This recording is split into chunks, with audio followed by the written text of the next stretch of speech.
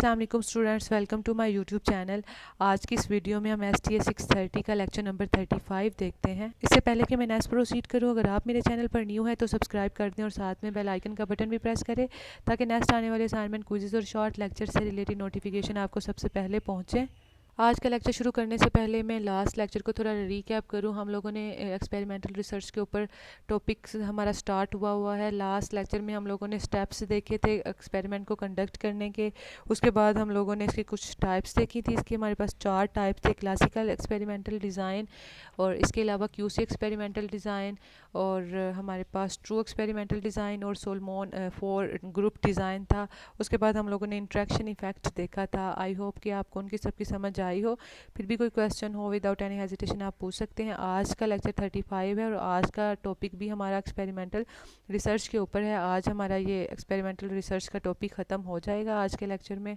आज के लेक्चर का जो हमारा फर्स्ट टॉपिक है वो है वैलिडिटी इन एक्सपेरिमेंट। वैलिडिटी जो है वो कॉन्फिडेंस के ऊपर रेफ़र कर रही होती है किसी काज और इफ़ेक्ट के बीच में रिलेशनशिप बताने में। इसमें हमारे पास इंटरनल और एक्सटर्नल वैलिडिटी होती है। वैलिडिटी का मतलब होता है जो बिल्कुल करेक्ट आंसर हो, उसमें किसी किस्म का कोई एरर ना हो। तो इंटरनल वैलिडिटी क्या होती है? कहते हैं ये लेबॉर्ट्री एक्सपेरिमेंट में यूज़ की जाती है लेबॉर्ट्री के इन्वायरमेंट को कंट्रोल करने के लिए।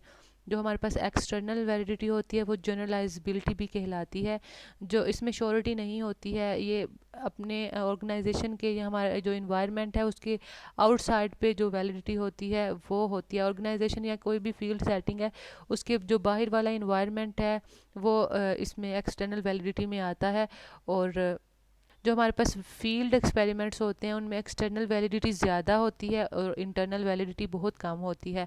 और इसमें इसकी एग्जांपल में है कि लैब के अंदर जो एक्सपेरिमेंट किए जाते हैं वो। उसके बाद हमारे पास फैक्टर्स हैं जो कि इंटरनल वैलिडिटी के ऊपर इफ़ेक्ट कर रहे होते हैं। फैक्टर्स जो हैं वो ज़्यादा इंटरनल वैलिडिटी के ऊपर इफ़ेक्ट करते हैं, एक्सटर्नल वैलिडिटी के ऊपर कम ही इफ़ेक्ट होता है। और वो कौन से फैक्टर हैं? 8 फैक्टर हैं जो हम आज डिस्कस करेंगे। सबसे पहला हमारे पास हिस्ट्री इफेक्ट है। हिस्ट्री फैक्ट के अंदर हमारे जो बैकग्राउंड इन्फॉर्मेशन होती है जो कि जिसके ऊपर हम एक्सपेरिमेंट कर रहे होते हैं उसकी जो बैकग्राउंड इन्फॉर्मेशन है वो इफ़ेक्ट कर रही होती है हमारे वेरिएबल्स के ऊपर, उसको हम हिस्ट्री इफ़ेक्ट कहते हैं। उसके बाद हमारे पास मैचुरेशन इफ़ेक्ट है। मैचुरेशन इफ़ेक्ट के अंदर हम लोग कास्ट देखते हैं और इफ़ेक्ट्स देखते हैं किसी भी वेरिएबल्स के अंदर पैसेज ऑफ टाइम में उनके ऊपर क्या इफ़ेक्ट आ रहे हैं, वो हमारे पास मैचुरेशन इफ़ेक्ट्स होते हैं। उसके बाद हमारे पास टेस्टिंग इफ़ेक्ट हैं। टेस्टिंग इफ़ेक्ट में हम लोग प्री टेस्टिंग कर रहे होते हैं, पोस्ट टेस्टिंग कर रहे होते हैं और फिर उनके बीच में डिफरेंस करके देखते हैं कि ये सेटिस्फाइड कर रहे हैं कि नहीं कर रहे। और उसके बाद हमारे पास इंस्ट्रूमेंटल इफ़ेक्ट होते हैं कि किस तरह से इंस्ट्रूमेंट जो आलात हम इस्तेमाल कर रहे हैं तो किस तरह से प्री टेस्ट और पोस्ट टेस्ट के ऊपर इफ़ेक्ट कर रहे हैं, किस तरह इसको चेंज कर रहे होते हैं। इसके अंदर हम 2 चीज़ें देखते हैं, एक हमारे पास होता है यूनिट ऑफ आउटपुट होता है और दूसरा हमारे पास नंबर ऑफ़ यूनिट जो कि रिजेक्ट कर दिए जाते हैं। 5 नंबर पे हमारे पास सिलेक्शन बाइस इफ़ेक्ट है। बाइस का मतलब होता है एरर, कि किस तरह से जो एरर्स होते हैं वो किस तरह से हमें थ्रेट कर रहे होते हैं, हमारे इफ़ेक्ट कर रहे होते हैं। 6 नंबर पे हमारे पास स्टेटिस्टिकल रिग्रेशन है। ये भी एक इफ़ेक्ट होता है। कहता है इसको ग्रैस्प करना इतना आसान नहीं होता।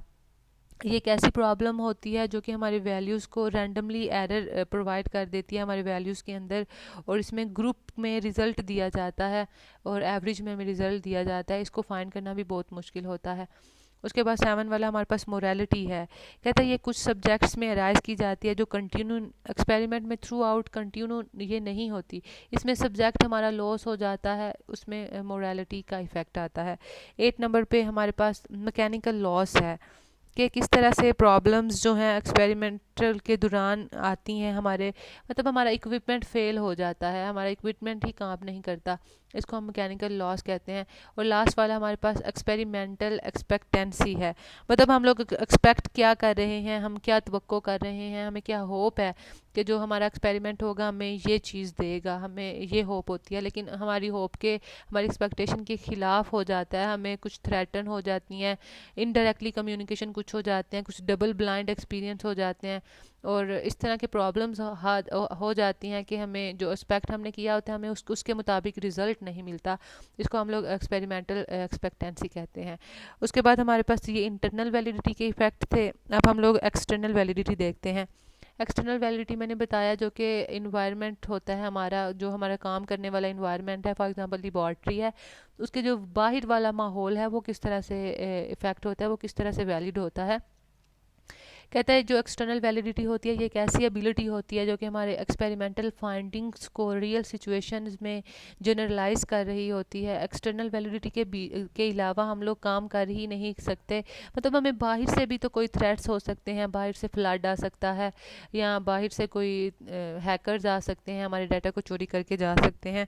तो एक्सटर्नल वैलिडिटी वैसे कम होती है इसकी, इंटरनल वैलिडिटीज़ के ही ज़्यादा इश्यूज़ होते हैं जो कि हमने डिस्कस कर लिए। नेक्स्ट हमारा टॉपिक है रिएक्टिविटी। कहते हैं एक थ्रेट जो है किस तरह से इंटरनल एक्सटर्नल वैलिडिटी के ऊपर इफेक्ट करता है, इसको हम लोग रिएक्टिविटी कहते हैं। मतलब एक चीज़ किस तरह से रिएक्ट कर रही होती है किसी दूसरी चीज़ के ऊपर। इसमें भी एक्सपेरिमेंट के दौरान जब हम लोग दो वेरिएबल्स ले रहे होते हैं, दो चीज़ें लेते हैं और उनका आपस में क्या इफ़ेक्ट होता है वो हम रिएक्टिविटी में डिस्कस करते हैं। उसके बाद हमारा टॉपिक है ethical issues in lab experiment. कहते हैं कुछ अनइथिकल एक्शंस लिए जाते हैं, फॉर एग्जांपल मतलब कोई प्रेशर किसी के ऊपर डाला जाता है कि तुम ऐसे काम करो, ये अनइथिकल हो गया ना। इथिक्स वो होते हैं जो कि राइट्स होते हैं इन्वायरमेंट में, आपको प्रोटेक्शन वगैरह दी जाती है। लेकिन जो अनइथिक्स होते हैं वो कुछ अनइथिक्स सिचुएशंस जो हैं वो आपकी क्रिएट की जाती हैं, मतलब आपको प्रेशराइज किया जाता है। उसके अलावा आपको जो क्वेश्चन दिए जाते हैं वो डी मीनिंग होते हैं, आपको करेक्ट आंसर क्वेश्चन नहीं दिए जाते जिसकी आपको समझ ही नहीं आती। उसके अलावा आपके सब्जेक्ट्स जो हैं वो आपको मिसलीड कर रहे होते हैं, आपको कहीं और लेके जा रहे होते हैं। उसके अलावा आपके ऊपर फिज़िकल स्ट्रेस होता है, आपको सब्जेक्ट को विदड्रॉ करने की परमिशन नहीं होती। इसके अलावा इसमें बहुत ज़्यादा आपको डिसएडवांटेज दिए जाते हैं, आपको प्रोसीजर एक्सप्लेन ही नहीं किया जाता कि आपने किस तरह से काम करना है, और आपके ऊपर हज़ार्डस जो है वो इम्प्लीमेंट कर दिया जाता है, और आपको डीब्रीफिंग करने की भी इजाज़त नहीं होती, ना ही आप प्राइवेसी आपकी कोई होती है और ना ही आपको कॉन्फिडेंस दिया जाता है, और कंट्रोल भी दूसरे लोग आपके ऊपर कर रहे होते हैं। ये हमारे पास अनइथिकल इश्यूज़ हैं जिनसे हमें बचना चाहिए और जो नहीं होने चाहिए एक्सपेरिमेंटल डिज़ाइन के ऊपर। उसके बाद हमारे पास ह्यूमन सब्जेक्ट कमेटी है। कहते हैं ये हमारे राइट्स को प्रोटेक्ट कर रही होती है कि हमारे जो हकूक़ हैं, जो एक्सपेरिमेंटल डिज़ाइन के बीच में काम कर रहे हैं सारे बंदे एक्सपेरिमेंटल रिसर्च के दौरान या एक्सपेरिमेंटल प्रोसीजर्स के दौरान, उनको प्रोटेक्शन दी जाए, उनके राइट्स उनको दिए जाएँ, इथिकल रिसर्च उनको दी जाए ताकि वो ईज़िली अपना काम परफॉर्म कर सकें। बस आज का लेक्चर इतना ही था जिसमें हमारा एक्सपेरिमेंटल रिसर्च का टॉपिक ख़त्म हुआ, जिसमें आज के लेक्चर में हम लोगों ने वैलिडिटी इन एक्सपेरिमेंट देखा।